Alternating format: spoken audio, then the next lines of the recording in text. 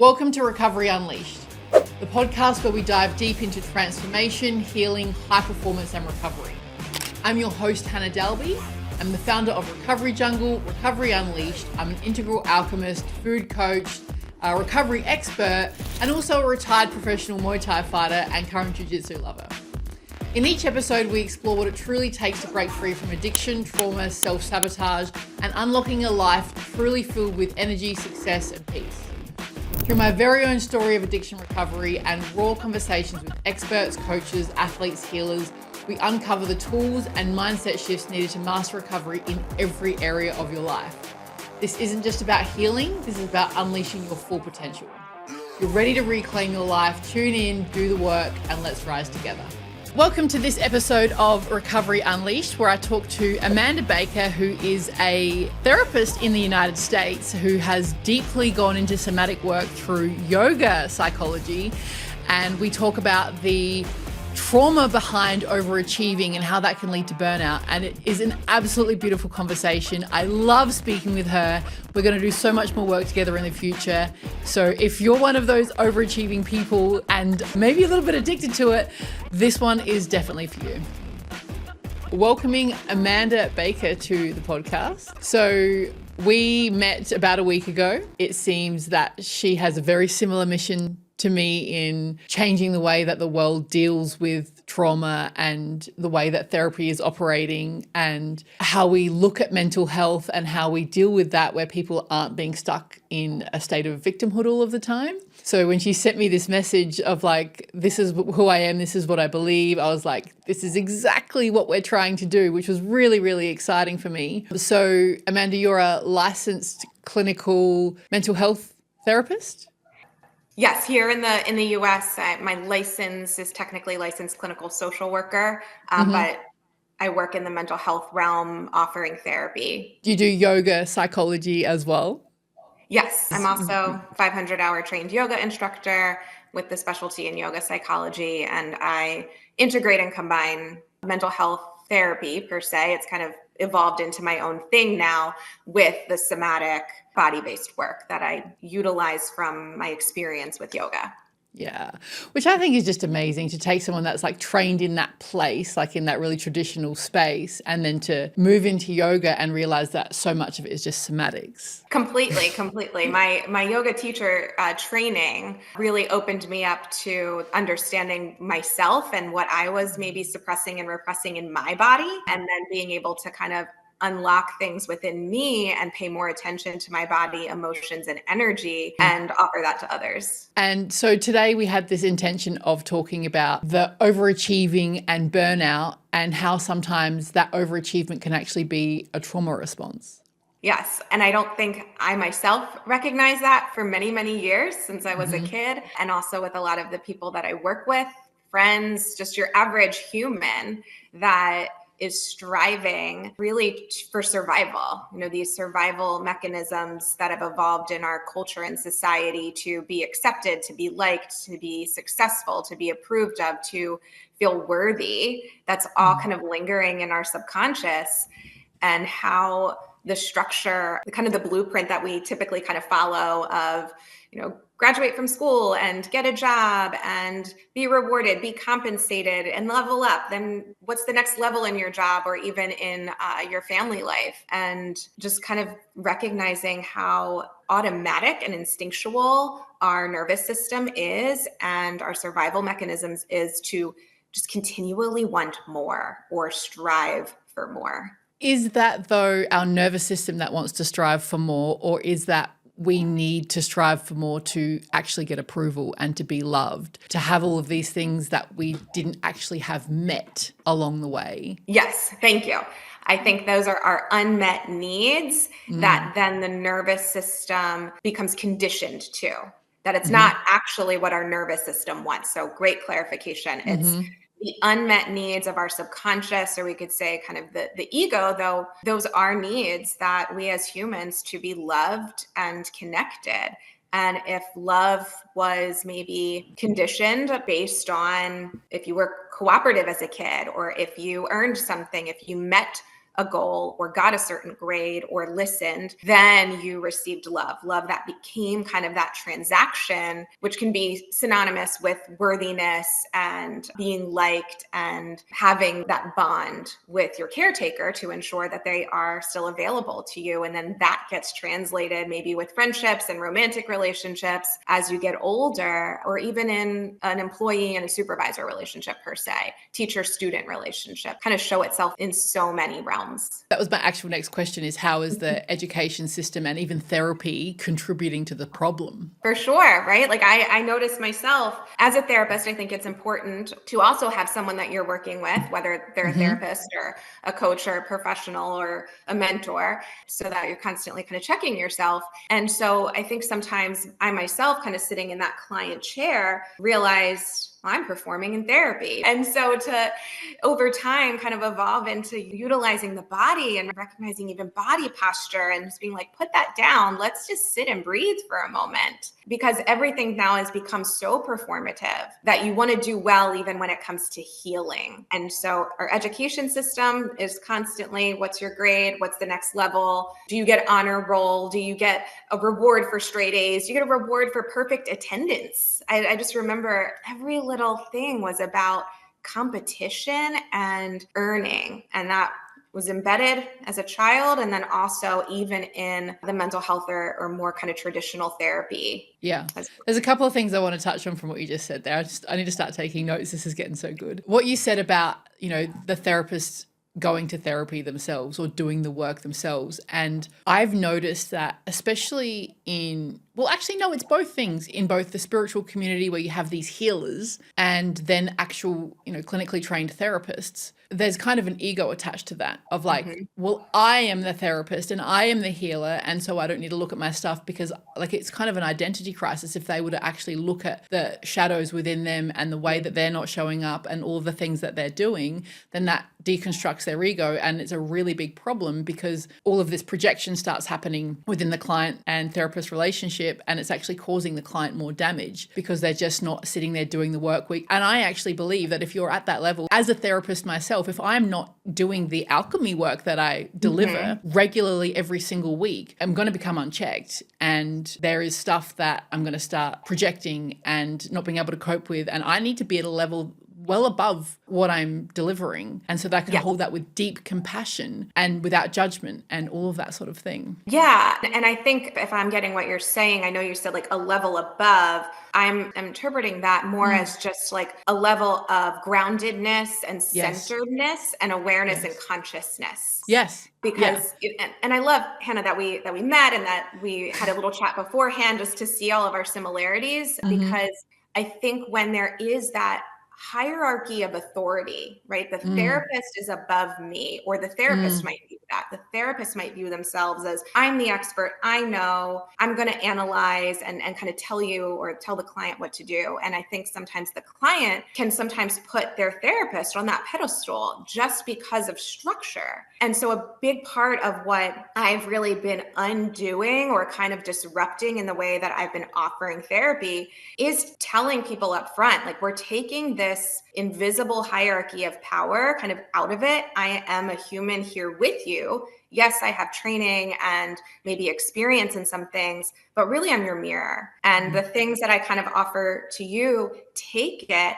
But it's not the end all be all. And we're more creating this space and presence and connection with each other of safety for their, I could say, nervous system, but really just for their overall experience in the room, to feel safe, to feel seen, to feel heard, and to gain their own wisdom. I'm not there to teach anything. I'm just facilitating their own alchemy and their own wisdom. I'm wholeheartedly there with you. And I think that is a good thing to mention, in that this aboveness isn't about, well, I'm so much more healed than you, because there's so many times I'll sit in front of someone and it's like, oh yeah, I've got to deal with that shit too, But if you're not regulated, how could you possibly hold a safe container if you're not deeply regulated? Do you know what I mean? Yeah. And that's what I took as you saying, of like you being still the facilitator of whether it's therapy or any type of healing modality is checking yourself. And that's why I believe it's important to work with somebody else, so that you are having the practices of that in whatever form or modality that best works for you to show up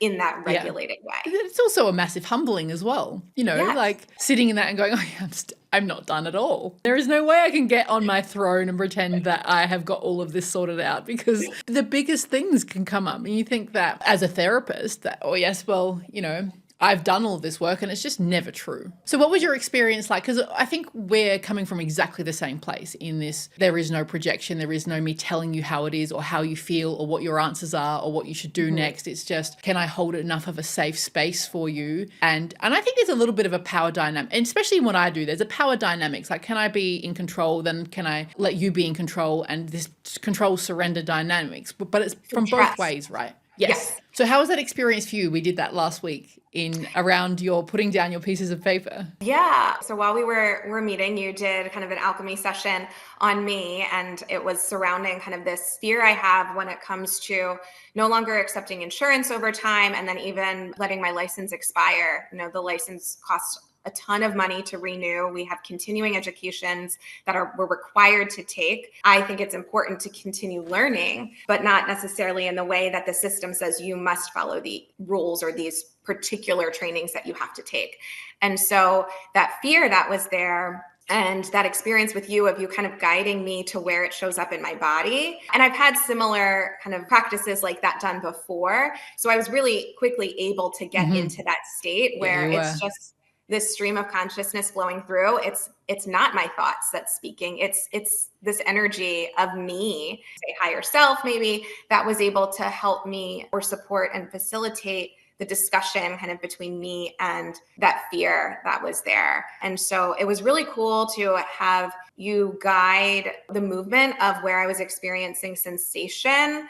If it started kind of in my chest and then the heart, and we moved kind of up into the throat at one point and then kind of down into the lower belly. And I remember like this visual of like hollowness in my heart, and then like the knot in my like solar plexus area in my upper stomach, and how by kind of combining those two, like it felt like the hollow of my heart kind of took the knot, but it then like energy flowed through. Then it was warm, and then it was light.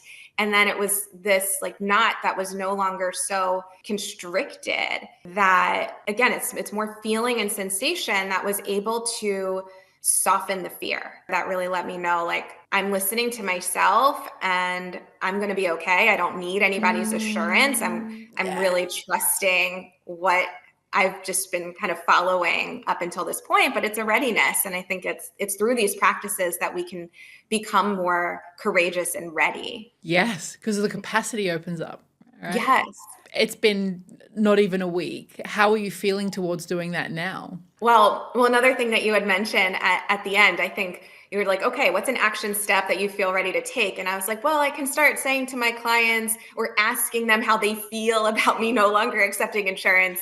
And you were like, Amanda, I'm just going to give you like a little reframe. Tell them you are no longer accepting insurance. So I saw someone after you, and at the end of our session, I just said it. I was like, all right, I'm saying it like, hey, probably in a month or two from now, I'm not going to be accepting insurance anymore. I just want to give you that information so you have time to think about it. And then you can let me know what you decide, if you need a referral to someone who still accepts insurance, or you want to continue with me, and then we can talk about it. It was so like the overthinking just wasn't there. How am I going to say it? And when am I going to say it? It's that like moment of spontaneity, but also that's not so impulsive. Yeah, I did it. And I noticed a little discomfort after because I didn't get much of an indication from the person, and that's okay. I'll check in with them again next time. That's stayed with me so that I can just continue to do that moving forward. That's incredible. Yeah. A little before we met, I met with my therapist, who I've been seeing for a while. My therapist and I actually broke up. Like that was my last session with her, and I have someone else to work with. But it was mostly because I felt like I was getting too caught up in the healing. I want to know the answers. These are still insecurities I have. And so we didn't have an actual session because that was the first part of our discussion. And then it was like, okay, like wishing you well, nice closure. And so, then I saw you and I was kind of like, oh, I'm like getting kind of the therapy that I didn't get beforehand. It was so effective. Like it was just so effective to be able to really drop. And so like that surrender that I could offer to you, which like I already used that word trust. Like I already just felt a resonance of she's going to guide me and my own wisdom is going to come. And if it feels uncomfortable, if I trust myself in that capacity, and whatever I get from it is going to be valuable. That's really cool.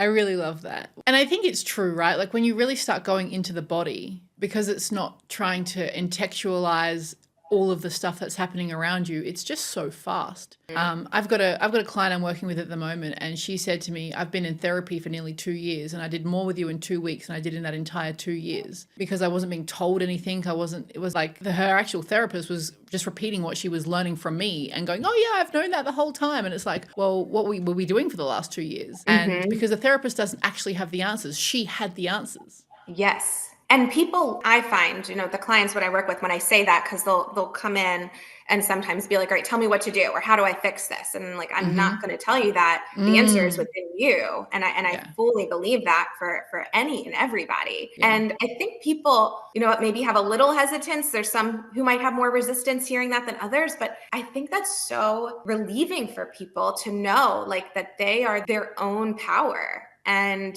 to start to come back to that, remember that within themselves, connect with that within themselves, and then to actually experience that then with you in this case, as you're explaining, like getting more in 2 weeks than they did in 2 years through the facilitation and the process of these models, and then really though getting that from themselves. Sometimes that's the first part of the journey, right? Moving through the sensations or the fears or the charges trapped in the body that aren't allowing them to actually trust themselves. So the first, month of doing this can be learning that you can actually trust yourself, and bringing it starts up here, right? It's like being able to get lower and lower and lower into the body and feel safe in that, and know that that's yours, and know that that's true. And that can be the very first part, and that's okay too. That can be absolutely life-changing. Yes, because there's so much intellectualizing that we do, that we need, when that's on overdrive, because that's a protector that's kind of keeping them safe, or that kind of artificial sense or illusion of safety.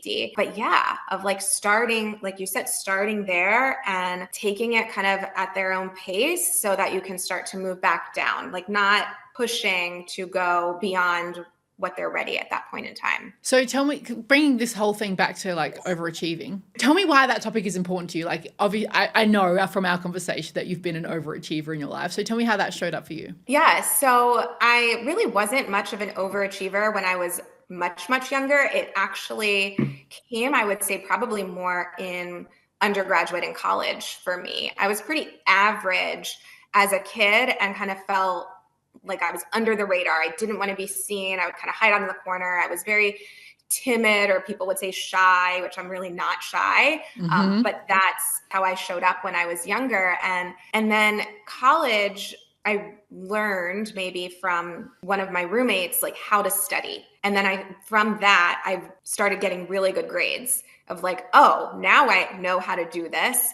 And I'm going to get all A's on everything, and I'm going to get a 4.0. And I was super, super studious, and I loved what I was learning. Like I loved psychology, but then that kind of came about like in so many areas of life, of not like being the best, but because I think I softened myself so much, or like hid myself so much, that now I was like all the way on the other side of the spectrum of like, I'm going to be seen, I'm going to be liked, I'm going to have a lot of friends, or I'm going to have the like great boyfriend, and like total pendulum swing, where then my mind just went on this, like, I'm going to have a great job, and I'm going to perform well in my job, and I'm going to perform well when I go out and socialize. And I didn't realize that was happening. Like I thought that I was just becoming this better person because I was getting all this attention and this like positive praise and like winning awards. And I published poetry books. And then it was just constant, like, be seen, be known, be great. Like you're getting all this praise and reinforcement and validation.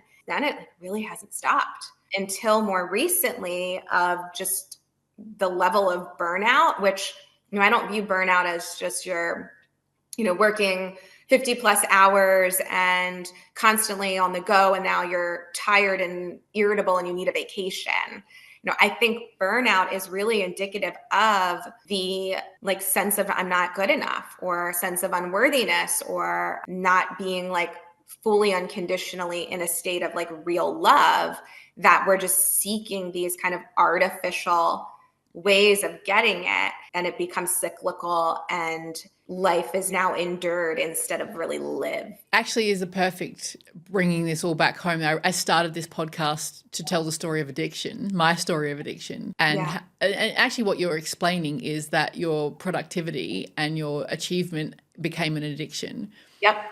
The way that you've explained that is like, well, and I believe actually like we can do exactly the same things, but if we're doing all of those things because we have deep purpose, that's trying to do something that is beyond us and bigger than us, you kind of get energized from that. Whereas when you're doing it to get the validation, to be loved, to escape from something, to make sure that no one can ever tell you that you're wrong, to not be shamed, all of those other reasons that aren't really from the heart or from the soul, then you're just exhausted and fried, and your soul has had enough. And that's where that burnout comes. It's not actually about how much you're doing. It's about where that doing comes from. Like type of energy kind of behind it. Is it this like soul, heart energy of like what you feel called to do? Because, in my experience through like, I'm thankful that I like became a therapist and have all these trainings, because it's also through that I realized like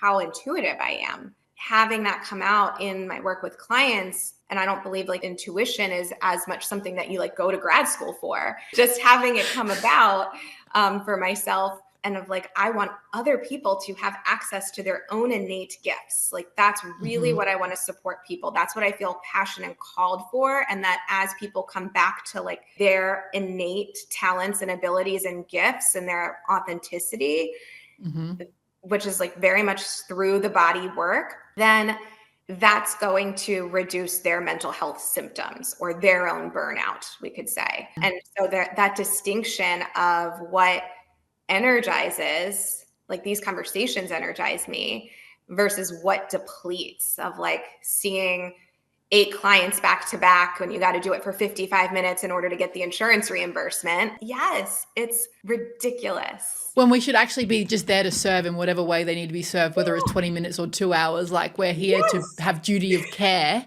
not to meet the requirements of some legislative bullshit. Yes. Like that's going to deplete me, because my humanness is like, that's not the way that it needs to be. Similar story, except that I started in overachieving, right? Like I grew up and it's like, you will be number one, you will only be amazing, like here's rewards for every time you win. And there was almost a competition I had between my father's and my father's girlfriend, like who's going to get his attention. And it was like, who's doing the most amazing thing, who's who's doing that achievement. But then like torn out between this like almost double life that I lived of like being an addict and then overachieving during the day. And it was almost like the addiction needed to be there so I could do the overachievement during the day. I'm like severely ADHD. I don't know how to have one thought. So this will get me focused and I can run these business, like 4 businesses at once, and be an athlete and buy these houses and do these things. Like, do you love me yet? And then like watching that, like even though, 9 years out of that entire thing, watching myself inside of a relationship now, and the threads still come back. Like, did I make enough money? Did I do it enough? Am I pretty enough? Am I like, hello? Like, do you love me enough yet? Like, are you going to not leave me? And there's like, it's so much quieter than it used to be, but it's still there. Still there. And what fundamentally shifted it for me over the last year was making my purpose so big. And I don't mean that this means that everyone needs this, I'm going to change the world energy. It's just that it was as big as I actually am capable of doing. This was the kind of bigness I'd been dreaming of since I was 12 years old. And I actually suddenly believed I could do it. And I business planned it. And I was like, now this is enough for me this is well beyond me. This is going to change the entire country. This is going to fundamentally change. Maybe we get overseas. Like this is fundamentally changing how we look at burnout and stress and addiction and all of these things that I had desperately wanted to change for the last 15 years. And here I am, and I can really, really do it now. And so even though I'm doing maybe double, like the podcast and the Recovery Jungle business and the coaching and the Integral Alchemy and the new relationship. And then I'm back at training and I'm like, I love every second of it. And there is no ounce of burnout in me because the purpose is there. And it was actually learning through the relationships that I've built now, in all of the alchemy that I've done, in letting go of the relationships weren't there, in learning how to set solid boundaries, in being able to cultivate really, really safe relationships and safe support around me. Yes. I know that even if I fail everything again and again and again and again, I am loved and I am supported and I am worthy.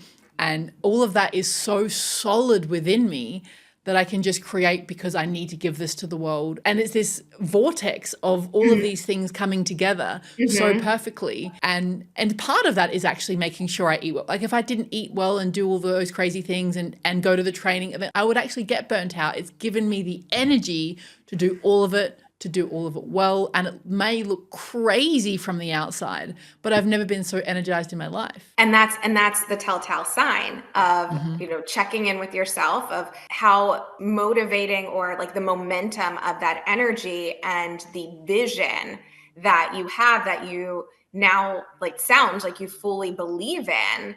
And with that, the ability then to take that risk, or the willingness to take the risk, because if I fail, I'm still loved, I'm still connected, I'm still supported, I'm going to be okay. Even if it hurts, and even if it's disappointing and devastating, those are natural human emotions. But that like shift that you're describing of my worthiness and my love is not contingent on whether this vision comes out, but I believe in the vision, so I'm going to keep charging forward with it. And I think a part of this overachieving thing as well is actually learning, even though there's all of this stuff happening, there are moments of stillness. I spent the weekend doing absolutely nothing. And I watch people that are overachievers and doing this manic type of stuff in their life, and then they just can't be still.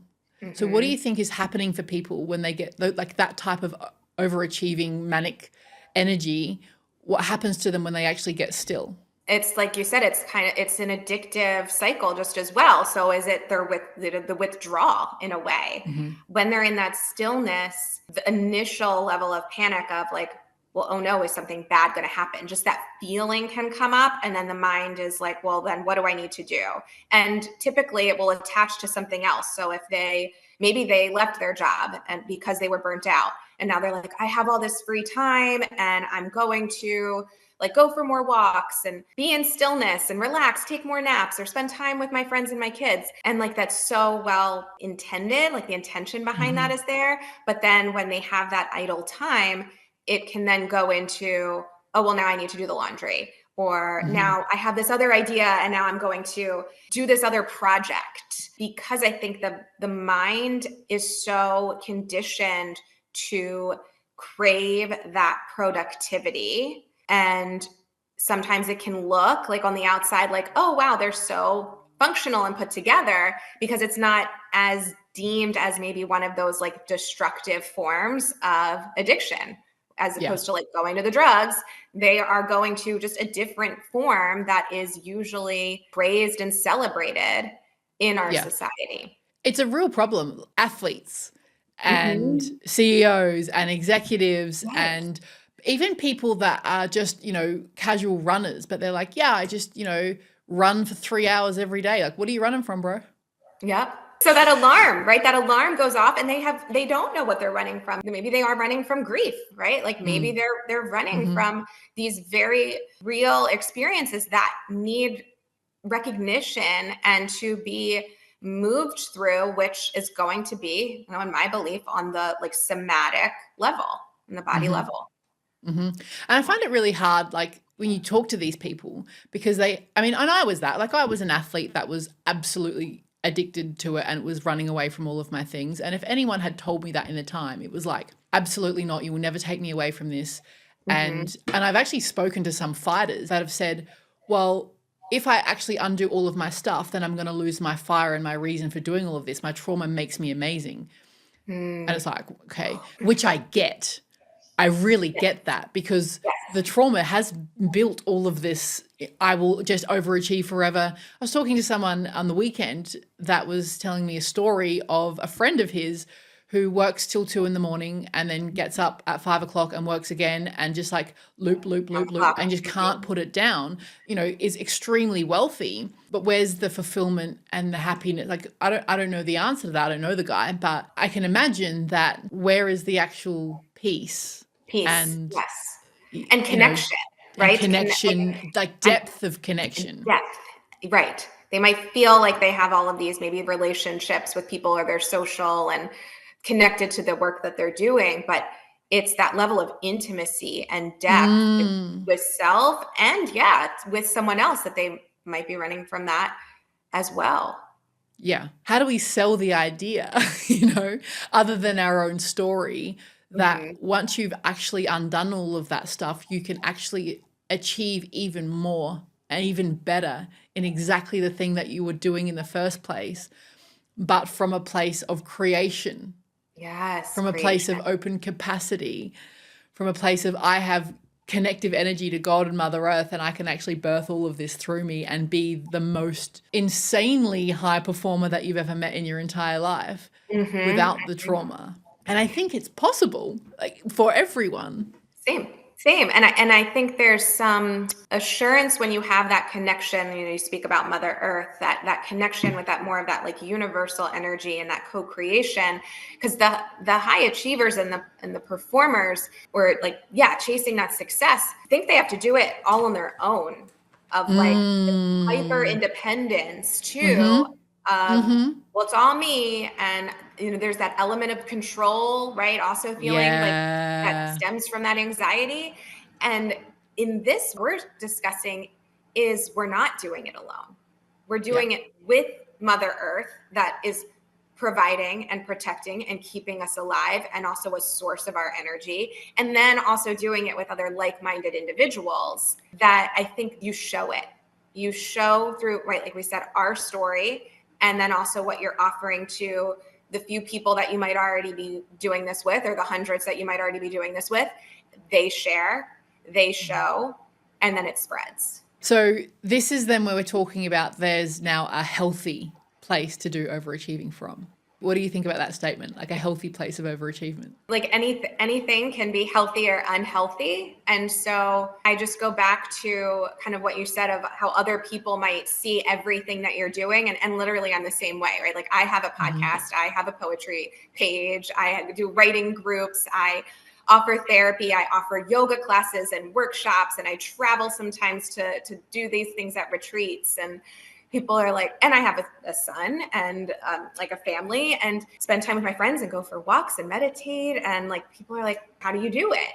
And there is still some like burnout, because I think I'm like trying to still undo some of the system stuff. But I fully believe that as I step out of this, I'm still going to be working just as hard, but it's that different energy. It is one that is, I so much believe in the power of our presence and our ability to have our own innate gifts and wisdom that then we can share and serve others with, that I want that for everyone. And I think we have to utilize these practices though, in order to come back to that. Like we won't get back to this sense of like wholeness and trust and belief in self if we don't have like your alchemy or the like somatic work that I'm doing, or intuitive work that I'm doing. We won't get back there. We need these practices in new ways with new systems that are showing people that they are worth investing in themselves, so that they can then go out and share their wisdom, share their gifts, create their own, whatever it may be, through their passion and their energy, which is going to be achieving, right? They're going to be achieving something, and that feels good. Like we still want that feeling of success and achievement. We're just redefining it, and it still may look just as busy. I actually love that, because you actually see the shadow when people get judgmental about achievement. And I've experienced it in like, well, you work so much and you do all this, and there's a little bit of that tall poppy syndrome in like, how dare you, be really busy and not have time for me, or the judgment, I used to call it the hippies on the hill, and I was super judgmental of it myself, of the other side. And it's like, oh, you're in the system, like, screw the system, and, as you don't need to do so much, and we should all just be meditating on the floor and, connecting with the medicine and the God and just doing nothing. We're not built to do all of this stuff. And it's like, all right, like, is that a purpose in life? Like, does that completely, maybe that completely fulfills them in their life? Sure. But the judgment of it, of like, they're terrible, they're just in the system and they're working so hard and all of this sort of thing. And I think it needs to come to both things. Yes. Like, there is an element of what they're doing that needs to be brought into the CEO executive reality. And there is an element of bringing that type of achievement and work ethic and purpose into the other side of it, because actually they're all dealing with the same things. I speak to someone that is getting government benefits and, living a hippie type of lifestyle. And then I talk to someone who is a CEO and their wounds are very similar. Their fears are the same. What they deeply want in their life is intimacy and love and connection. And they've just found different ways to behave and to get their needs met in the best way that they know how. Yes. And if you were to put these two people in a room and get them to sit down and go, well, this is what I'm really scared of, and this is what I really desire, and this is my unmet needs, and to realize that they're the same, and we can bridge these two worlds. We can bridge the worlds of executive and hippies on the hill. We can bridge science and spirituality. And I think that this is what this is starting to do. This type of work is starting to do. It's not, here's your spiritual therapist that has feathers and is going to talk about the moons and the escapism and sometimes the bypass type of things, because there's a lot of bypass that happens in all of that. But we're also going to bring some type of spirituality in, which is your connection to self and your connection to something bigger than you, and realizing that it's all one big energy, but we don't need to make it fluff. We don't need to make it woo-woo.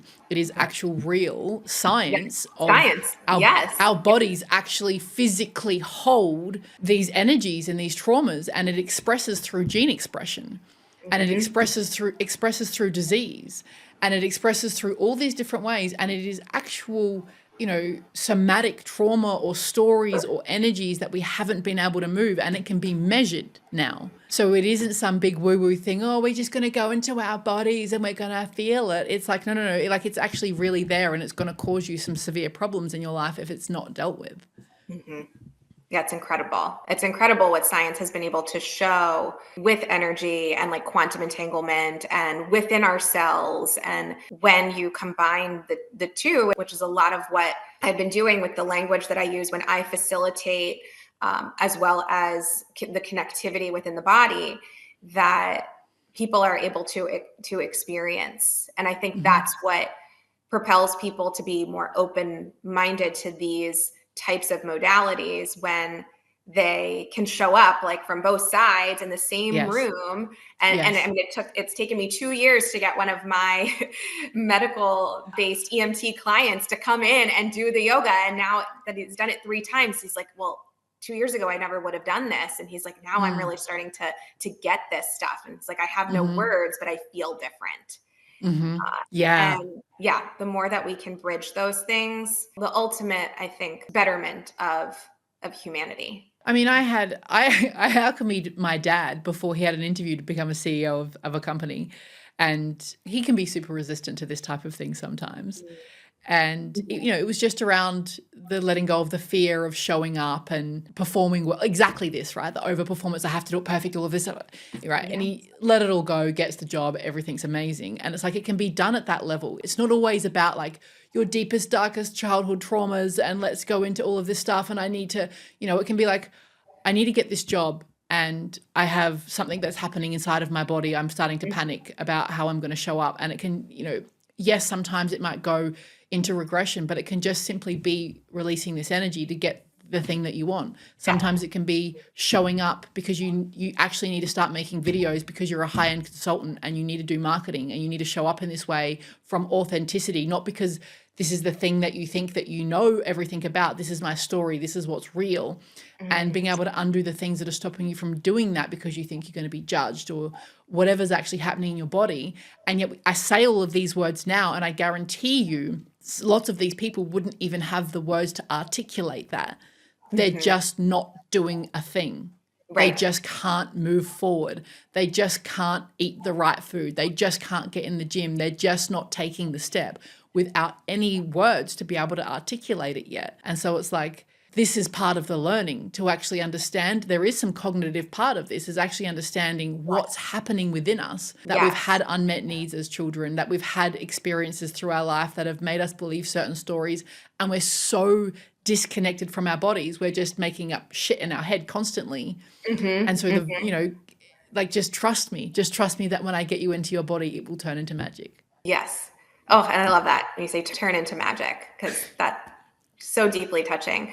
And that's a good point where it's like, well, and that's what you did with me, right? We just touched on no longer accepting insurance, and we didn't get into like the deep stuff. And it was about 25 minutes or so that you went through that. And so giving people a little taste of that, for someone who has maybe tried to lose weight and they just can't eat the food. They've done the diet plans. They've tried multiple things, but there's something energetically that is blocking them.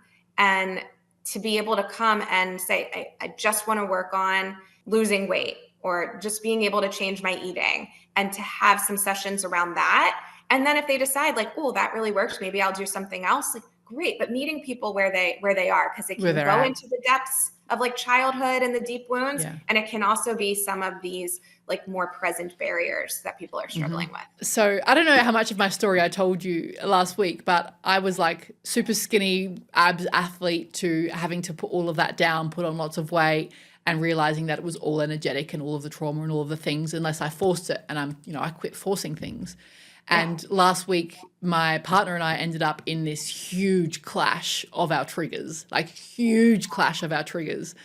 the point where I was like, emergency alchemy. I rang up my staff and I was like, you've got to come over. This is like emergency surgery time. And that's what we've started to call it, right? It's like emergency surgery, because we can just go straight to that point that's causing a thing and pull it out. But it was abandonment. Like I had been he triggered my abandonment so heavily. And I've done work on this, but it was like, no, like now I'm really in it. And I was like, this is like, we've got to do this. And for the last, 4 or 5 months, I eat perfectly. I move perfectly. I in-body scan. I do all of the things really well. And sometimes I get really frustrated at my body that it just won't move as fast as what I'm doing. And we do this session. And it was before even the session, I booked it in, like, I'm going to deal with my abandonment today. And I was on the toilet all morning. I was peeing all morning. I do this session. I wake up the next morning and I'm 2 kilos lighter. And there was like an emptiness in my stomach. And I was like it was an emptiness that I'd felt before that I would usually go and fill. Like, this is really uncomfortable to fill, to have here. It must mean I'm hungry. I must fill it with something. And in the level of stillness I could be in that moment from fasting and, the work that has been done, I was like, no, this is actually what it is normal to feel like. You've just been carrying abandonment for 25 years. And so it feels uncomfortable to have this level of emptiness here. And yes, it may need to be filled with something, but it's going to not be filled with, a whole bunch of steaks and cashew butter and whatever. It's just like, let it slowly be filled with the love and support and the trust over the next week. It's like so fast how it can shift physically. It's not cured. Yeah. And so it's something that you constantly need to check in with yourself and kind of manage or be continually conscious about, because you're going to get triggered. Like that's just a part of life, or activated. And to go back then to that abandonment wound that's so deeply embedded and imprinted, and creating these new imprints of having the resources to go to it. Like, okay, I'm going to book this session and I'm going to sit in that emptiness. I'm going to choose to do something different and be with this discomfort to create kind of a new familiar, a new pattern. Like, yeah, it's really exciting for all the women watching that are like, I want to lose weight. I need to deal with that thing. You know, it actually becomes a side benefit. Like, yeah, that's amazing. But in dealing with that abandonment from that time, the way that I was showing up on sales calls, the way that I was showing up inside of my relationship, the way that I was able to show up and set my boundaries so solidly, I was like, oh my God, no one's ever going to fuck with me ever again. Just never again. And there is not this fear of like, oh, I need this and oh, please don't leave me. It's just like, this is my value. This is what I expect. If this isn't met, this may be a conversation, but this is the expectations that I have from all of the love and compassion in the entire world. Yeah. And so you deal with one thing, you might be going in to deal with weight. And then what happens is you get self-confidence and you start setting boundaries and you start understanding your worth and you start, you know, allowing in what's truly meant for you. And so It's all so interconnected. It doesn't even matter where you start and what you're trying to do. It all works for each other. Yes, I love that. Just the interconnection and the way that one thing can kind of be this trail or chain to something else that you haven't fully confronted or that you maybe didn't even know was there. What are some practices that you can recommend for someone that are trying to unwind this overachieving behavior? Yeah, I think the first is the acknowledgement, is to be able to acknowledge, oh, I've been overachieving, and having that compassion and grace, because once you state it, that doesn't mean, okay, now I need to stop it. If you go and just try to like stop overachieving, your system's that creates that resistance, and your system is going to fight back, or your patterns and like the addiction component, if that's there, is going to try to keep you on that hamster wheel. And so instead of just jumping off the hamster wheel, if we go with that metaphor, it's slowing down the hamster wheel. And I fully believe the power of our breath. Like the breath is something that we have instant access to. It is a powerful resource and tool. You don't need to go anywhere for it. That you pause and you slow down your breathing. And through those deeper, like slower conscious breath, that can start to clear whatever the story or the thinking mind is doing, so that you can start to get clear on like, well, then what's the next thing that I'm going to do right now? You still might go into your emails, but maybe you're going into your emails from more of a place of authenticity and clarity. And then it's going to be more efficient. How you respond to that email is going to be from a place of your truth and ease, versus, okay, I just got to get this done and I got so many things on my mind, or that really pissed me off and now I'm being reactive and defensive or short, like whatever might be showing up. So, you know, if you're saying what's like an easy kind of practice to start with, you know, mine is the breath. It can also be grounding, feeling your feet on the ground, stepping out barefoot, are just a few that you can kind of do on your own time. What's the first thing that you would say to someone if someone's listening to this and they've suddenly realized that all of their achievement is coming at the cost of their well-being? Well, one, they're not alone. That can feel very, very isolating. And for some, I think they can have the epiphany of like, oh my gosh, that's me. Like, whoa, I just had this breakthrough. And I love when that happens for people. And others, it's like, oh my God, that's me. That there's something wrong with me. And like, I need to do something. And it could be anywhere in between. I mean, not to be like selfish, but I would encourage them to go to our website. Like, we have groups and communities, because you're not alone, and we can overachieve together, but we're revamping how that's done so that it's coming from a place of truth and authenticity. I think that's so important, is like, you're actually not alone, and we screw up all the time, and I get into those states and you get into those states, and it's like, we're just in this together. And I hear you when you've completely screwed it all up and you've worked for 7 days straight and you like screw something up with your partner because you can't put it, like me too, you know? I just have a few more tools in my back pocket. Yes. And that's why it's like, you're not alone. And there are, I sometimes say, like, there's someone who's a little bit ahead of you. There's someone who's right there with you, and there's someone who's behind you. And that's not to say that they're bad. It's just like, you get to be the model for the person behind you. Too. So what's one truth you've discovered about going on this journey yourself, and in relation to high achievement, like who you truly are behind the high achievement? Oh, who I truly am behind the high achievement. I mean, you know, a truth is the importance of being seen. I think who I really am is this little girl that learned to hide herself for other people's comfort and peace. And I think sometimes we speak of the importance of being seen, and you need to see yourself, and, your relationship with self is so important. And I think it's really coming back to who you truly are, which also for me is like creativity is important and spontaneity is important, and having fun. But really the biggest truth is I'm worthy of being seen for who I am, not for that I did dance as a kid growing up all the way, through up into college, or that I also quit so many different activities because I didn't know what I really liked. That I am me regardless of any of those things, and I'm likable regardless of any of those things, and that is worthy of being seen. Yeah. Now the world would be a different place if everyone stood in that. Yes, it would. Yes, it would. Okay. Well, I think that was a very, very beautiful conversation. That got me very excited. So people can find you now. You're doing stuff locally, but you're about to do stuff globally, right? Yes. As I branch out to no longer have to only see people technically in Maryland, and I'm in Maryland in the United States based on my license, moving out of the typical mental health therapist role, I believe that we can be the same person in all like areas of life. And so more and more I'm showing up not as this therapist, but really as this human that has these like the skills and wisdom and tools to offer to people in a therapeutic way that still speaks to mental health conditions and symptoms, along with the importance of yoga, its philosophy, and the body. And so I have this course and community called Alchemist. So very similar, again, just Hannah and I, many synchronicities. As soon as I saw her, I like didn't even know what your work was called. And I was just like, I need to message her. So yeah, I have this course and community called Alchemist. You can find on my website, Amanda Baker Writes, because also I'm a poet.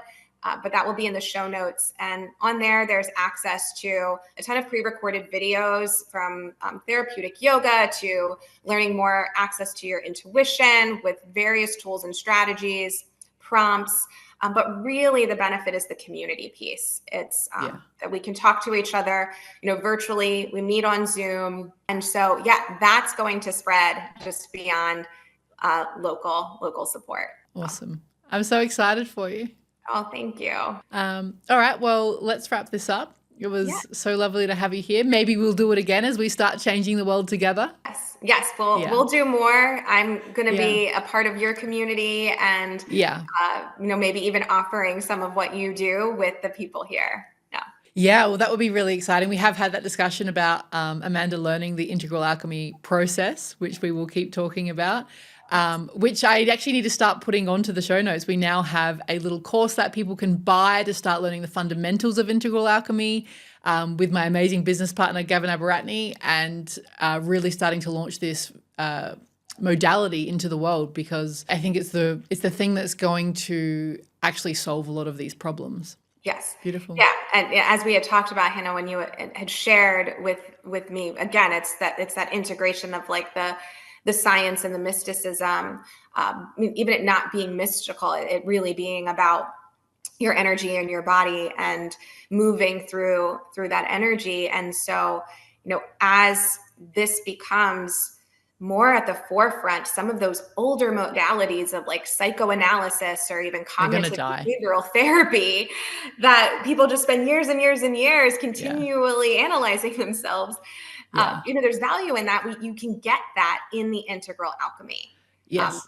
Just in a different way that is so much more effective. And it's just going to keep evolving. Yeah, I'm so excited for it. Yeah. Beautiful. Well, we'll catch up very soon about all of that. And thank you. Yeah, thank you so much for having me.